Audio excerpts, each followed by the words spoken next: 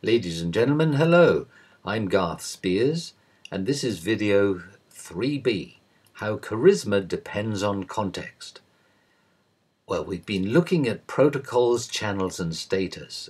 And just to remind you, on the last video, remember, we covered protocols, which governs much of our behavior. And the main message about protocols is this, that leaders acquire more charisma, you get more charisma through changing or even breaking protocols, but you have to be careful. There could be a big price to pay by being clumsy about it, so you just have to manage the risk. Okay, the next element of expressiveness is channels.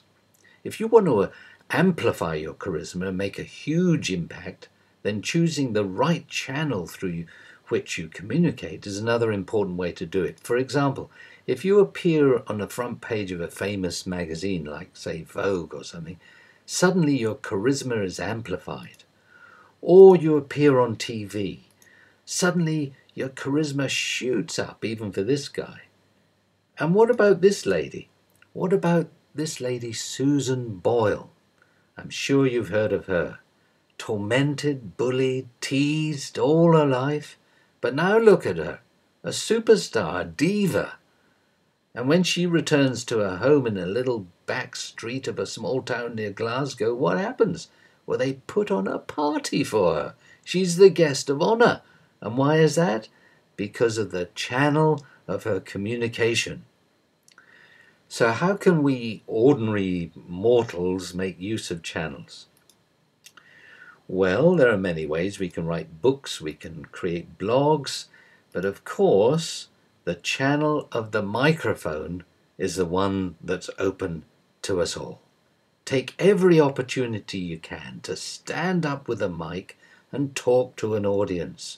That's how you'll get on in any company, or even as a lone entrepreneur, or a doctor, or teacher, or carpenter, or whatever. Learn the skills of charisma, speak to an audience, success guaranteed. Let's move on to status. You can further enhance your charisma by carefully choosing your status symbols to be appropriate to your message and your style. There are many kinds of status. First of all, personal status, which we'll talk about in video 4, because that's to do with emotions. But the ones I want to mention here all depend on context.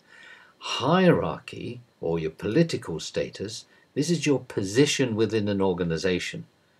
There are many people who just love anyone in uniform. It confers charisma through power and authority. And of course, your relationship with these people can rub off on you too. But remember, it's all dependent on context. Many leaders in big companies have positional charisma, but outside of this context, like if you see them on holiday, for example, they can be very ordinary, not very pleasant. What about power dressing? For anyone who doesn't believe that charisma has got anything to do with the way you dress, watch Devil Wears Prada with Meryl Streep. Brilliant film. It's all about status, power dressing, hierarchy, territory. In fact, territory or personal space has a big impact on charisma. Subtle but big. Imagine there you are, crammed in an elevator, feeling awkward because of the closeness. Everyone's looking up at the floor number or anywhere other than meeting your gaze. Distance or closeness between people is their preferred personal space. And with charisma, as you learn to take charge of the territory, you are seen to be in control of the situation. Greetings, how you greet people.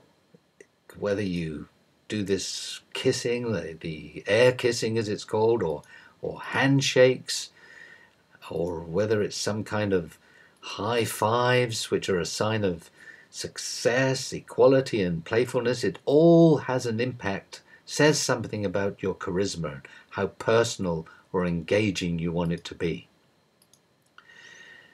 There are many symbols of status, and they all add to your charisma. Jewelry and cars, I mean, these are obvious ones.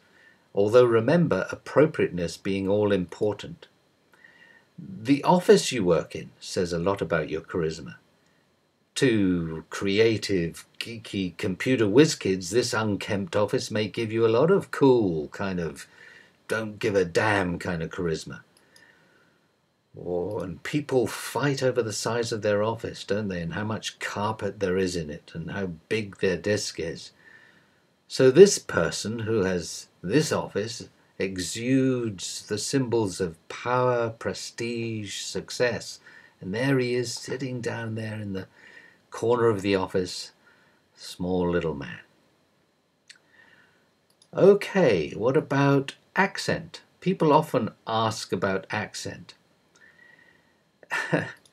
Regional accents are much more acceptable today. In fact, it's often an advantage to have an accent. Nevertheless, studies of unemployment show that simply by changing your accent, you can increase the likelihood of getting a job. And in call centres in the UK, customer complaints are more successfully dealt with by a man speaking with RP, the so-called received pronunciation. So the message on accent is this: choose a context where your accent works to your advantage, or change it. On the website, if you want to go that route, we have links to experts in accents and speech. Okay, just a couple more aspects of context and charisma, but strictly speaking, there's not much that most of us can do about these. We just have to play the cards we've been given. So, gender. This is Christine Lagarde, head of IMF. This is Cristina de Kirchner, president of Argentina. So the question is, does gender have an influence on charisma? Well, I think it does. I think it does in two ways. On the one hand, a woman stands out in a bunch of men. But on the other hand, women have to work a lot harder in a male-dominated culture to demonstrate their charisma. And when they do, it can often be misconstrued. Don't forget, I mean, women only got the vote in America in 1920.